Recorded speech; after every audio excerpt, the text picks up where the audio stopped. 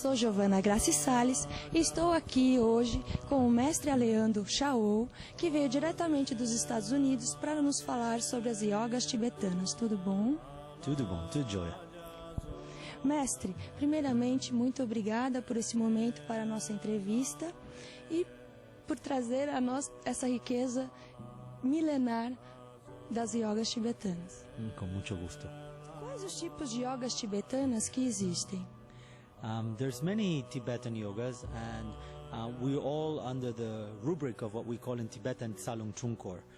So, just in the Burn tradition, we have at least 3 different texts that talk about specifically about Trungkor. One is the Shangshu Ninju, one is the Atri, and one is called Dzogchen. The basis of the Trungkor is the Tsalung, which is on the usually the main text that we use for the Tsalung is in the Mother Tantra. Quais as principais diferenças entre essas yogas e entre as outras yogas que não sejam tibetanas? So most people know about Indian yogas. And so when we talk about Indian yogas, there's the aspect of asana, the aspect of breathing or pranayama, and the aspect of meditation. In the Tibetan yogas, we also have these 3, but for example, in the asana aspect, instead of being fixed postures, we have movements, and actually Trungkor means magical movements. And then we have the aspect of pranayama.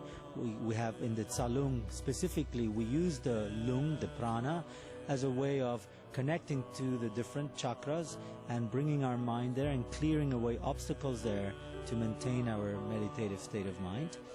And then we also always, the mind aspect is always prime in the Tibetan yogas, because we first actually work with taming the mind, focusing it, and then being able to bring it to the different aspects. So as we talk about magical movements, what we do is we release the obstacles to be more and more familiar with that state of mind, with that natural state of mind.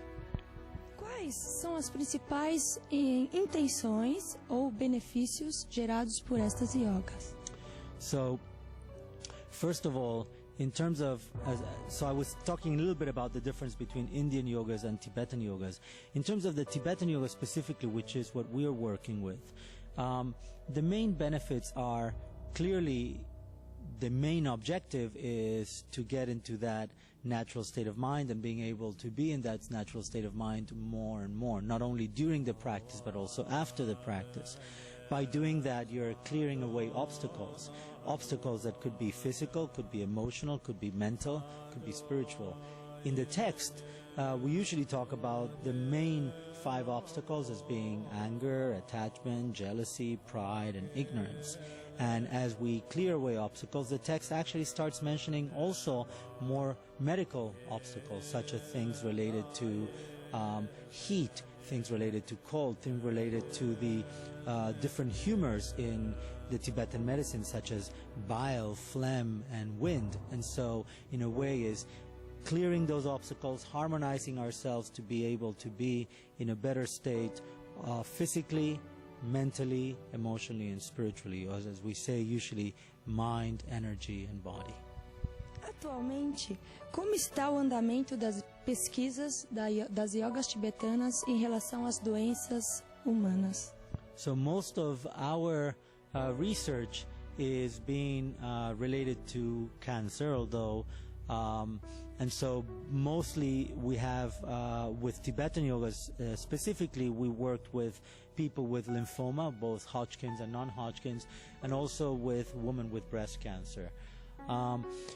Also, we have done some research for medical students under stress, and we're doing other research that is coming up. Mostly what we find is things related to quality of life, including sleep, so improving sleep disturbances, both of quality and quantity and latency, meaning when you want to go to sleep until you go to sleep, and even having less medicine. Also less intrusive thoughts, less anxiety, and so forth. So, but the research is still continuing, so we're working to see what else we can find.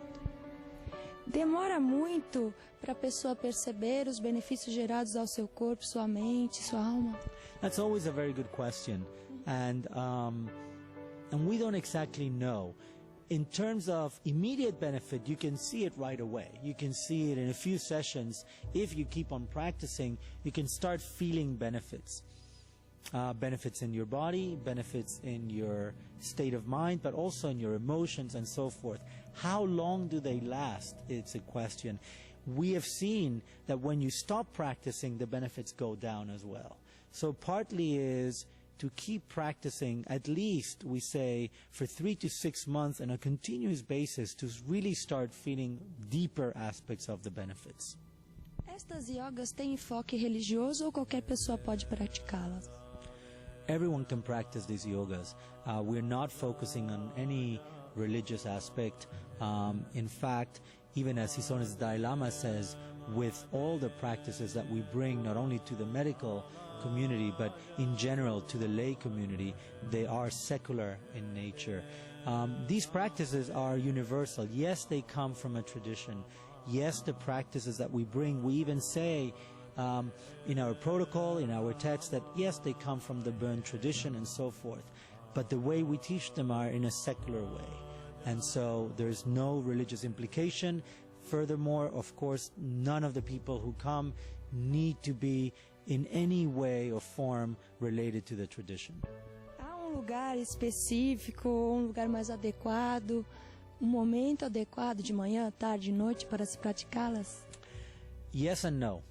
So if you look at the text, they will say this is the best place to do it, this is the best time to do it. But I think when I think at least of when these texts were written, for whom they were written, by whom they were written, it was such a different context, right? They were not written for people who are doing a lot of things during the day with all these obstacles going on. They were having obstacles, but very different than ours on one hand and very similar than ours. So, for example, they still had anger, they still had attachment, they still had jealousy, they still had pride, they still had ignorance. But they were living in times where they could practice whenever they want to. And so, for us, what I would say is practice whenever you can. But you also have to do something that is very clear in our text, which is secure a boundary. Make sure you find time in your day to practice, to do formal practice. And in that way, if you want the best time, usually it's early morning or when the sun comes down. If you want a better place, it's an isolated place that doesn't have too many external disturbances, since you're going to have internal disturbances that you have to work with. So knowing that, then you see your day, and then you try and find what's a good time for me to practice, and then you practice.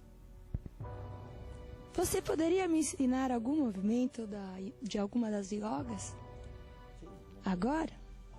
Eu posso aqui no piso. Pronto. Okay. Eu preciso estar mais afastado? Aqui tá bom? Tá bom. Vou ver qual água. Ok.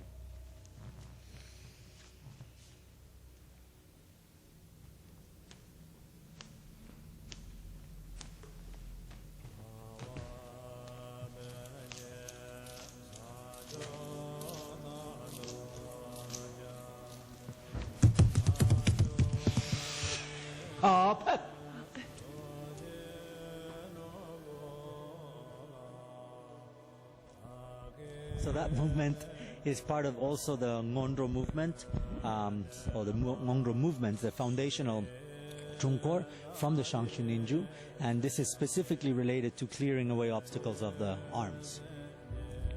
Ok. Muito obrigada por essa entrevista e por esses momentos de sabedoria. Con mucho gusto. Te quiero decir I want to say one more thing about the movement, because I think it's important, which is, so as we purify the arms, then at the end you saw that we were shaking. So the shaking is, we say, stirring the depth of samsara, meaning that when we're doing these practices, we're not just doing them to release our own obstacles, but we have the intention of doing this for the benefit of all beings. So as we're shaking, we stir the obstacles of all beings, and as we exhale, we're liberating those obstacles and trying to feel that we are in a place of all enlightened beings, and trying to keep that way as much as possible. Muito obrigada. Cada momento da vida é uma oportunidade de aprendizado, de Tartang Tulku. Obrigada, Mestre Alejandro Chaoul, e a todos que pertencem à organização do Bom Garuda Brasil. Maiores informações, telefone São Paulo, Brasil, 5511-3679-9747. Sites www.bomgaruda.org e www.ligmincha.org.